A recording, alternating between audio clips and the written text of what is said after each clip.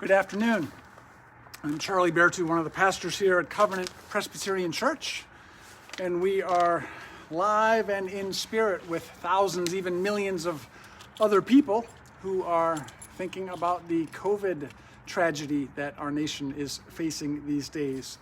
I'm gathered here in our courtyard with Ann and Brett Largett and Melissa Hinz. We're going to be ringing some bells and saying some prayers and listening to some scripture over the next 5 or 10 minutes in solidarity with lots of other people who are doing the same thing, remembering the people who have struggled and are continuing to struggle with COVID. We're here to remember those who have died from COVID. We're here to show our support for medical workers and their families and families who are affected by COVID. We're here to pray for comfort and strength. I have a short reading to begin our time together today. It comes from Psalm 13. It's one of the Psalms of Lament, a psalm which some of us might be feeling at this time. It's an individual psalm, but maybe we're all feeling this right now. How long, O Lord, will you forget me forever? How long will you hide your face from me? How long must I bear pain in my soul and have sorrow in my heart all day long? How long shall my enemy be exalted over me? Consider and answer me, O Lord my God. Give light to my eyes, or I will sleep the sleep of death, and my enemy will say, I have prevailed. My foes will rejoice, because I am shaken. The Bible knows suffering and sadness and gives voice to people when they're in times of crisis. So we lift our voices up, crying out to God, how long? We just want to see you and feel you more clearly. We're weary and we're overwhelmed. We grieve for those who have died. We're sad for those who are alone, for those who are struggling. Give us comfort. Give us strength, O God. Hear our cries.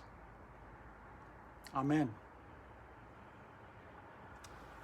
Romans 12 encourages us to weep with those who weep. So today, in spirit with those who weep, we're going to be ringing our bells 400 times as we remember the 400,000 U.S. citizens who have died from COVID, including 3 members of Covenant Presbyterian Church. So we remember Jane and Mick and Frank and tens of thousands of others on this day. We remember them, giving thanks for their lives, and we look to the future with hope.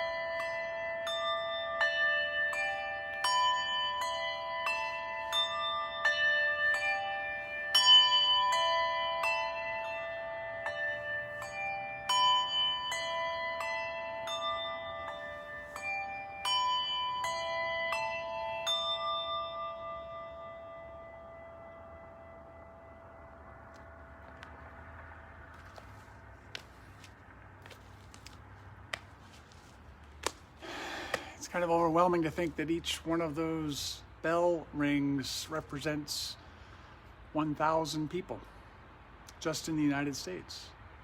We're in the midst of a crisis, and we need to find ways to come together, to work together to end this crisis. As Christians, we recognize the need to grieve, to mourn, to acknowledge the reality of death. But we also know that with death comes resurrection. We talk about the life, death, and resurrection of Jesus. We know that death is real, and death is tragic, and death is hard, and we're not here to minimize that death. But the good news is that death is not now and never will be the final word. Jesus came to bring new and abundant life to the world. Jesus came to bring hope to people who were living in despair. So we're people of hope, even in the valley of the shadow of death. Psalm 13 begins with the cry, how long must we suffer? How long must we endure? But it concludes with an affirmation of faith. I trusted in your steadfast love. My heart shall rejoice in your salvation. I will sing to the Lord because God has dealt bountifully with me. Let us pray. In the face of this tragedy, O God, we thank you that you continue to deal bountifully with us, that you have not abandoned us, that you give us comfort and peace even in our struggles. You continue to be with us in the spirit of our risen Lord. And we sense that spirit in the courageous work of doctors and nurses and hospital staff and researchers, in essential workers at supermarkets and doing public safety, in the kindness shown to family, neighbors, and strangers, in the signs of hope for a new future. We thank you, God, that in Jesus Christ you came to be with us, to know the reality of human suffering and death, and to lead us forward confident that death is not the last word, that the worst thing is never the last thing. Fill us anew with your love, O God, so that we might truly love one another. Hear our prayers. Amen. And we close our time today with the beautiful message, the beautiful tune of Amazing Grace.